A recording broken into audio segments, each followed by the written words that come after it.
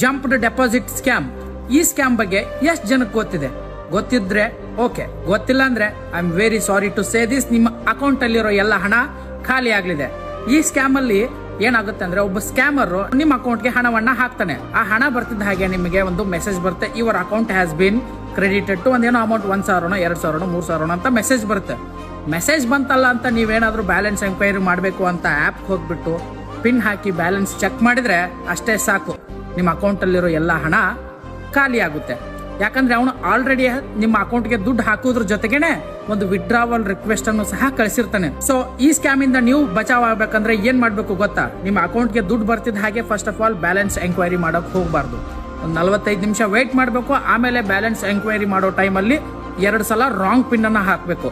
So ಅವಾಗ ಅವ್ನು ಕಳಿಸಿರೋ withdrawal request automatic ಆಗಿ ಆಫ್ ಆಗುತ್ತೆ. ಆಮೇಲೆ ಬೇಕಿದ್ರೆ ನೀವು ಬ್ಯಾಲೆನ್ಸ್ ಚೆಕ್ ಮಾಡಬಹುದು, ನಿಮ್ಮ ಹಣ ಎಲ್ಲಿ ಹೋಗಲ್ಲ. ಆಮೇಲೆ ಈ ತರ ನಿಮಗೇನಾದ್ರೂ ಆದ್ರೆ 1930 ಸೈಬರ್ ಸಹಾಯವಾಣಿಗೆ ಕಾಲ್ ಮಾಡಿ. ನಮ್ಮ ನಾಗರಿಕರು ಬಹಳ ಮುಗ್ಧರು, ಅವರಿಗೆ ಈ ತರ ಸ್ಕ್ಯಾಮ್ಗಳು ಗೊತ್ತಿರಲ್ಲ. ಎಲ್ಲರನ್ನು ಜಾಗೃತರನ್ನಾಗಿ ಮಾಡಲು ಎಲ್ರಿಗೂ ಶೇರ್ ಮಾಡಿ. ಧನ್ಯವಾದಗಳು.